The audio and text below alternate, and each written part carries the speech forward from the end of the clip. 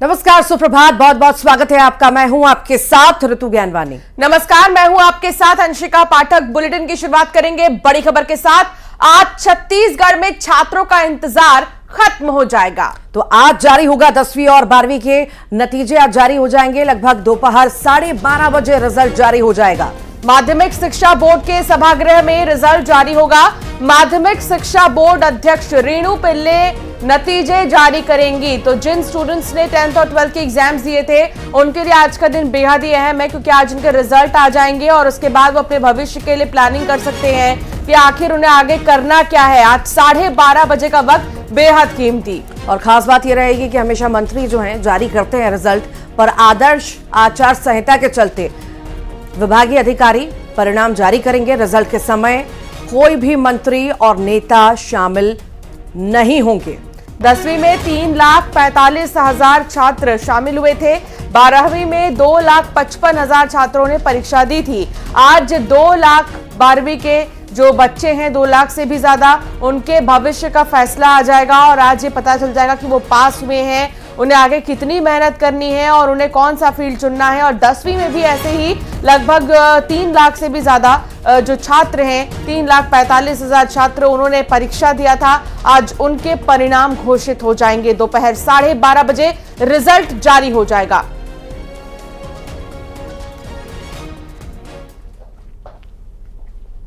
और सीएम साय ने छात्रों को अग्रिम बधाई भी दी है। आज आएगा छत्तीसगढ़ बोर्ड का रिजल्ट और इसी को लेकर के सीएम साय ने बधाई दी है, अग्रिम बधाई। सोशल मीडिया प्लेटफॉर्म एक्स पर उन्होंने पोस्ट किया है और पोस्ट के जरिए उन्होंने बधाई दी है। सीएम विष्णुदेव साय ने लिखा, प्रिय बच्चों, सीजी बोर्ड के परिणाम आने वाले हैं। जिनके परिणाम अपेक्षा के अनुरूप आएंगे उन्हें अग्रिम बधाई। साथ ही साथ उन्होंने लिखा, किसी कारण आप नंबर की दौड़ में आगे नहीं भी बढ़ पाए हों तो आप चिंता ना करें, निराश होने की आवश्यकता नहीं है। उन्होंने लिखा, छत्तीसगढ़ सरकार आपके अभिभावक की तरह आगे भी आपको देखते रहेगी, आपके साथ है, जीवन में सदैव आगे बढ़ें। तो मुख्यमंत्री विष्णुदेव साय की तरफ से ये उन छात्र छात्राओं के लिए पोस्ट है जिनके रिजल्ट आ जाने वाले हैं और जो मायूसी से कई कदम उठा लेते हैं, जो परेशान होकर डिप्रेशन में चले जाते हैं। तो आज डिप्रेशन होने की जरूरत नहीं है। आगे आप भविष्य में कई प्लानिंग कर सकते हैं। तो रिजल्ट को स्वीकारिए और आगे बढ़िए। आज 12:30 बजे रिजल्ट जारी हो जाएंगे 10th और 12th के, और उसके बाद इसी को देखते हुए मुख्यमंत्री विष्णुदेव साय की तरफ से एक post social media platform x पर किया गया।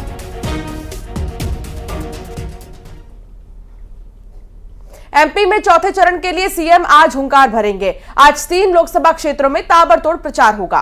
तो खंडवा के भीकन गांव में सीएम की सभा होने वाली है। सुबह 10:40 पर हैला पड़ाव में जनसभा करेंगे। दोपहर 12:15 बजे खरगोन लोकसभा के नेवाली में प्रचार करेंगे। शाम 7 बजे देवास में जनसभा और रोड शो करेंगे। चौथे चरण का चुनाव है और उससे पहले धुआंधार प्रचार जो है सीएम के द्वारा जारी है। कल भी तस्वीरें हमने देखी किस तरह से रोड शो और जनसभा की गई और आज भी पूरा दिन कार्यक्रम उनके रहेंगे। बिल्कुल, तो चौथे चरण के लिए, क्योंकि चौथे चरण में जहां से खुद मुख्यमंत्री डॉक्टर मोहन यादव आते हैं, उज्जैन में भी चुनाव होने हैं और इसीलिए ताबड़तोड़ प्रचार प्रसार का सिलसिला जारी है। अलग अलग जो लोकसभा सीट हैं यहां पर वो प्रचार प्रसार कर रहे हैं। बीते दिनों भी उन्होंने 4 लोकसभा सीटों पर जाकर प्रचार किया था और आज एक बार फिर 3 से 4 लोकसभा सीटों पर मुख्यमंत्री ओंकार भरते नजर आएंगे।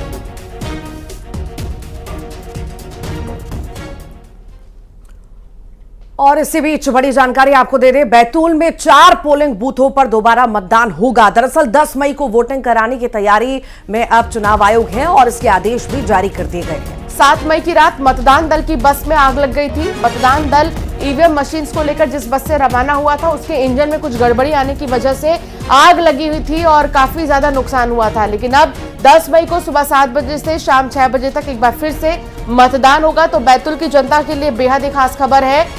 उन्हें एक बार फिर से पोलिंग बूथ तक जाना होगा और वोट डालना होगा। हमने इलेक्शन कमीशन से अनुरोध किया था पुनर्मतदान का, जिसपे लोक प्रतिनिधि अधिनियम 1951 के प्रावधानों के तहत माननीय निर्वाचन आयोग ने इन 4 मतदान केंद्रों के लिए पुनर्मतदान का कार्यक्रम घोषित किया है, जिसके अनुसार 10 मई 2024 को यानी शुक्रवार को सुबह 7 बजे से लेके 6 बजे तक पुनर्मतदान आयोजित किया जाएगा। सैम पिट्रोडा का कांग्रेस से इस्तीफा सामने आया है। कांग्रेस अध्यक्ष ने इस्तीफा स्वीकार भी कर लिया। तो विवादित बयानबाजी उनके बाद उनके द्वारा लगातार की जा रही थी। हमने देखा था कि किस तरह से उन्होंने विवादित बयान दिया और उसके बाद कहीं ना कहीं आलोचनाएं उन्हें झेलनी पड़ रही थी और कांग्रेस ने भी किनारा कर लिया था, जिसके बाद एक प्रेशर भी उनके ऊपर रहा होगा कांग्रेस की तरफ से भी।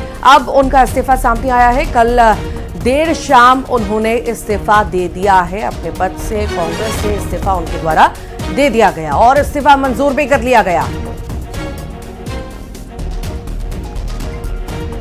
बता दें कि सैम पिट्रोडा ने कुछ दिन पहले ही एक बयान दिया था जो कि काफी विवादों में आ गया। उनका वो बयान जो कि रंग भेद करता है, इस तरीके से बीजेपी निशाना साध रही थी। उन्होंने कहा दक्षिण के लोग अफ्रीका जैसे, साउथ अफ्रीका जैसे लगते हैं और जो पूर्वी लोग हैं वो अलग देश के लगते हैं। तो एक ही देश के लोगों के रंग पर उन्होंने जो टिप्पणी की थी उस पर चौतरफा सैम पिट्रोडा घिरते हुए नजर आए थे और फिर कांग्रेस पर इसको लेकर जो है बीजेपी हमलावर थी और ओवरसीज के अध्यक्ष थे, कांग्रेस ओवरसीज के अध्यक्ष थे सैम पिट्रोडा, जिसके बाद उन्होंने अपने ही पद से इस्तीफा दे दिया।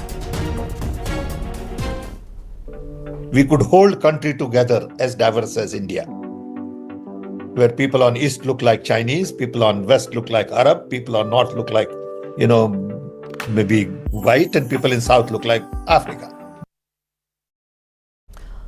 प्रधानमंत्री नरेंद्र मोदी ने तेलंगाना के वारंगल में एक चुनावी सभा को संबोधित करते हुए सैम पित्रोदा के बयान पर कांग्रेस और राहुल गांधी को जमकर घेरा है। उन्होंने कहा कि आज मैं बहुत गुस्से में हूं। शहजादे के एक अंकल ने आज ऐसी गाली दी है जिसने मुझे गुस्से में भर दिया। संविधान सिर पर रखने वाले लोग देश की चमड़ी का अपमान कर रहे हैं।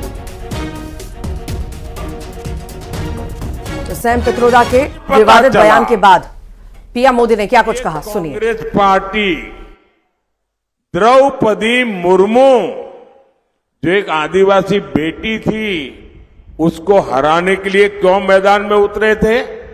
आज मुझे पता चला कि अमेरिका में इस शहजादे के एक अंकल रहते हैं। शहजादे के अंकल वो उनको फिलोसोफर एंड गाइड है। और जैसे क्रिकेट में आजकल थर्ड एम्पायर होता है ना, कोई कंफ्यूजन हो तो थर्ड एम्पायर को पूछते हैं, और वैसे ही ये शहजादे ये थर्ड प्लेयर को कंफ्यूजन होते हैं तो सलाह लेते हैं। ये शहजादे के फिलोसोफर एंड गाइड अंकल ने बड़ा रहस्य खोला है। उसने कहा है कि जिनका चमड़ी का रंग काला होता है ये सब अफ्रीका के हैं। मतलब आप सबको, मेरे देश के अनेक लोगों को चमड़ी के रंग के आधार पर उन्होंने इतनी बड़ी गाली दे दी। तब जाकर के मुझे समझ आया कि चमड़ी का रंग देख करके उन्होंने मान लिया कि द्रौपदी मुर्मू भी अफ्रीकन है और इसलिए उनकी चमड़ी का रंग काला है तो उनको हराना चाहिए। ये सोच आज पहली बार मुझे तो पता चला कि ये दिमाग कहां काम कर रहा है इनका, ये देश को कहां ले जाएंगे। अरे चमड़ी का रंग कोई भी हो, हम तो श्री कृष्ण की पूजा करने वाले लोग हैं जिसकी चमड़ी का रंग यहां हम सब जैसा रंग था। तो सैम पिट्रोदा के बयान पर अब लक्ष्मण सिंह भड़क गए हैं। उन्होंने कहा पिट्रोदा का बयान अत्यंत शर्मनाक है। इनको जितने जूते मारे उतना कम है, ये भी बड़ा बयान उन्होंने दिया है। बता दें आपको, सैम पित्रोदा का बयान सामने आया और उसके बाद लक्ष्मण सिंह भड़क उठे हैं और पित्रोदा के बयान को उन्होंने अत्यंत शर्मनाक बताया और साथ ही साथ उन्होंने कहा कि इनको जितने जूते मारे उतना कम है।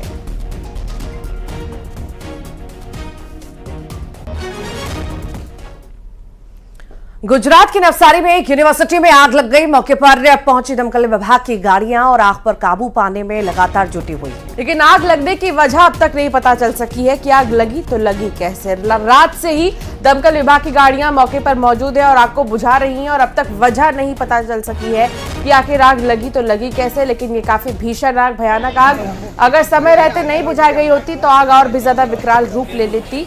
लेकिन जैसे ही दमकल विभाग की गाड़ियां मौके पर पहुंची, उन्होंने फौरन से आग को बुझाना शुरू किया। गुजरात के नवसारी की तस्वीर दिखा रहे हैं जहां यूनिवर्सिटी में आग लग गई। हाँ, कहीं नहीं। तो फायर ब्रिगेड वाला कोई आया?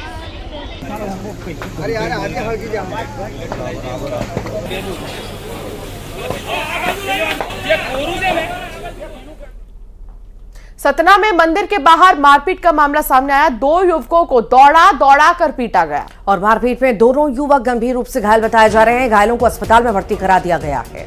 फिलहाल दोनों का इलाज जारी है। क्या वजह रही और किस बात को लेकर विवाद यहां पर हुआ जो मारपीट में तब्दील हो गया। मंदिर के बाहर दरअसल ये मारपीट की ये तस्वीरें हैं। फिलहाल पुलिस ने संज्ञान ले लिया है। मामले में जांच पड़ताल जारी है। जो विवाद हुआ जिसमें पीटा गया, उस मारपीट में दोनों युवक गंभीर रूप से घायल भी बताए जा रहे हैं।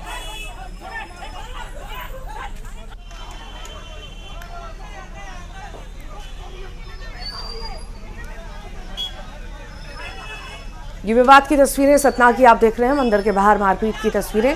यहां पर जमकर लात घूसे चले, मारपीट हुई। उसके बाद पुलिस पहुंची और बीच बचाव करके यहां पर विवाद को शांत कराया गया। 2 लोग गंभीर रूप से घायल हैं। अस्पताल में इलाज जारी है।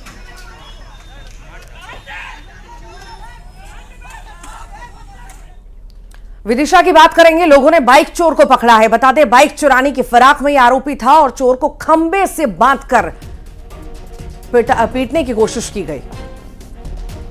तो बाइक चोर को पकड़कर पुलिस अब ले गई है। कोतवाली थाना क्षेत्र का यह पूरा मामला बताया जा रहा है, जहां लोगों ने बाइक चोर को पकड़ा और बाइक चुराने के फिराक में यह आरोपी बताया जा रहा है, जिस पर समय रहते नजर पड़ गई।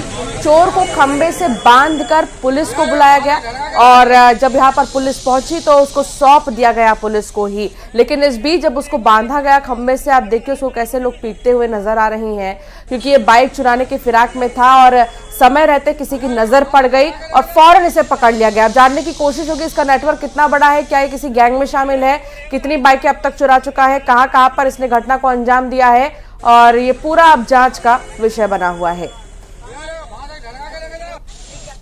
ये गाड़ी लेके जो है ना ढलका के जा रहा था, गाड़ी हमारी, किसी ने वहां से आवाज दिया दूर से कि तुम्हारी गाड़ी ढलका के ले जा रहा है। हम दौड़ लगा गए तो ये गाड़ी छोड़ के भगा, तो इसको पकड़ लिया। गाड़ी लेके आए, ऐसे पकड़ के लाके बांध दिया है। अभी पुलिस को फोन लगा दिया है, देखो पुलिस आ रही है। और अब बात करेंगे भोपाल की, जहां यूट्यूबर भूपेंद्र जोगी पर जानलेवा हमला किया गया है। बदमाशों ने धारदार हथियार से हमला किया है। घटना में भूपेंद्र जोगी गंभीर रूप से घायल भी बताया जा रहा है। फिलहाल पुलिस ने हत्या के प्रयास का मामला भी दर्ज कर लिया है और आरोपियों की तलाश में पुलिस जुट गई है। भूपेंद्र जोगी यूट्यूबर, फेमस यूट्यूबर भूपेंद्र जोगी, जिस पर जानलेवा हमला किया गया है और अब पुलिस ने मामला दर्ज कर लिया है, जांच जारी है।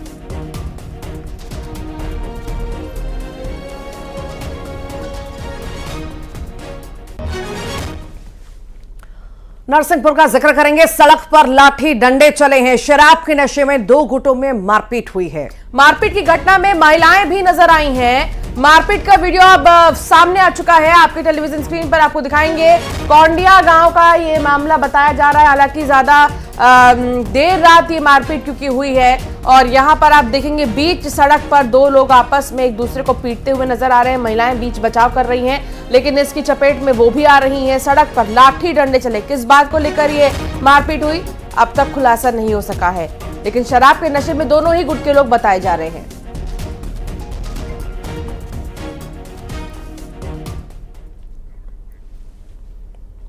और इंदौर में चौथे चरण में वोटिंग होनी है। कांग्रेस ने इंदौर में नोटा के लिए अभियान चलाना भी शुरू कर दिया।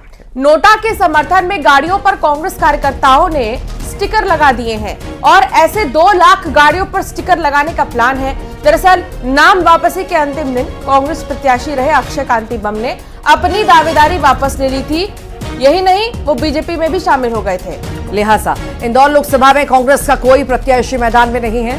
कांग्रेस लोगों से नोटा दबाने की अपील भी कर रही है। उधर इस मसले पर नोटा की अपील करते हुए जीतू पटवारी ने बीजेपी को राजनीतिक माफिया भी कह दिया, जिस पर बीजेपी ने पलटवार किया।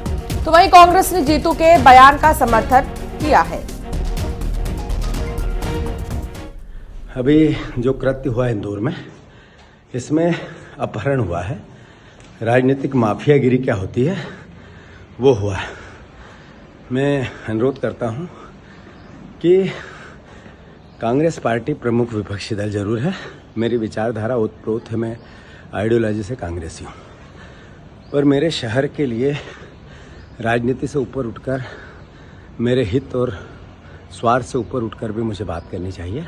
पहले आपने राम का विरोध किया, अब जीतू पटवारी जी ने जिस प्रकार से एक दलित महिला का अपमान किया और उनके रस की बात की, लगातार अपमानित करने वाली श्रृंखला में जीतू पटवारी बहुत आगे निकल गए हैं। तो कांग्रेस पार्टी का मतदाता ने भी तय कर लिया मतदान करना नहीं है। भारतीय जनता पार्टी का मतदाता निकला है, उत्साह उमंग के साथ भारतीय जनता पार्टी के पक्ष में मतदान भी किया है। ठीक तो कह रहा है, नोटा को वोट करना चाहिए इंदौर में। सुमित्रा ताई ने कहा जरूरत क्या थी फॉर्म विड्रॉल कराने की। यानी जनतंत्र में आपने मतदाताओं के महत्व को ही खत्म कर दिया। ऐसा कोई लोग, ये महापर्व है लोकतंत्र का। उधर कांग्रेस की मुहिम के खिलाफ बीजेपी ने भी मोर्चा संभाल लिया है। एक तरफ कांग्रेस जहां नोटा के पोस्टर लगा रही है, दूसरी तरफ बीजेपी पोस्टर हटवा रही है। बीजेपी नेता का नोटा का एक पोस्टर एक ऑटो से फाड़ने का वीडियो भी सामने आया। ये देखिए तस्वीर इंदौर की। कांग्रेस की मुहिम के खिलाफ ये मोर्चा बीजेपी के द्वारा खोला गया है और ये जो है बीजेपी नेत्री ये पहुंची और ऑटो चालक को रोका और ये पोस्टर उतरवाती हुई नजर आई। देखिए पोस्टर जो लगा है वो पोस्टर को उतरवाया और साइड में फेंक दिया गया, उसे फाड़ करके।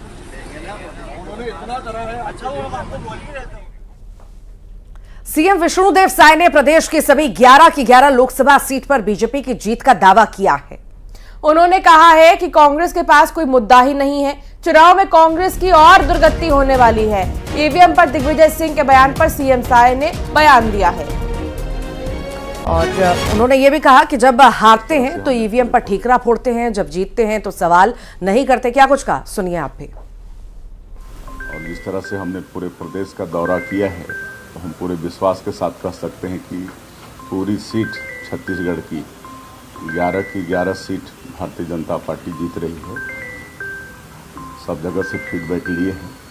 अब इन लोगों के पास कोई मुद्दा है नहीं तो ले दे के फिर उसी में घूम के आ जाते हैं। अब पूरे देश और छत्तीसगढ़ की जनता अब उनको नकार चुकी है। इस बार लोकसभा के चुनाव में इनकी और दुर्गति होने वाली है।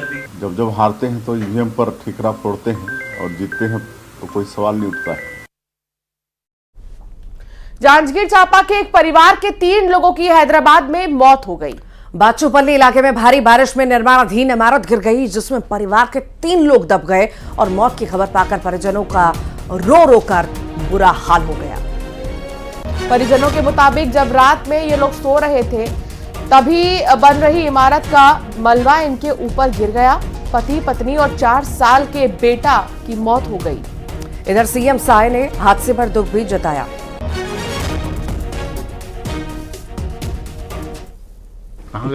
हैदराबाद गिरी से साहब। अच्छा। तीनों जी नई है, बस साहब ही हैं। हाँ, तीनों जी नई है को। तो वहाँ का सूचना है तुमन करा का बोले से फोन आ रही से फोन आ रही से वो फोन आ रही से तो वो बन जानी फोन आ रही तेला। हाँ, मैंने जाना था वहाँ चले कहा जानी।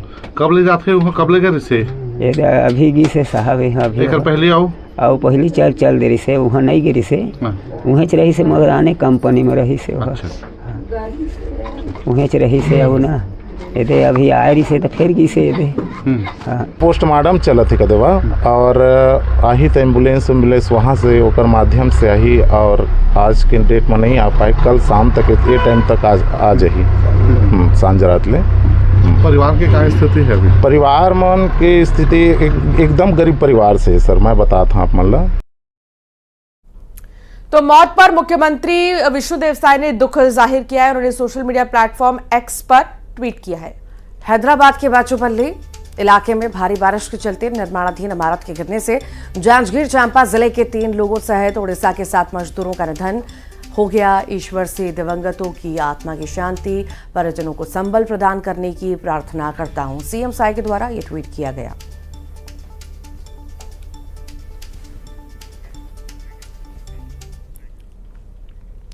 और इसी के साथ ही यहां रुक रहे एक छोटे से ब्रेक के लिए, जल्द हाजिर होंगे।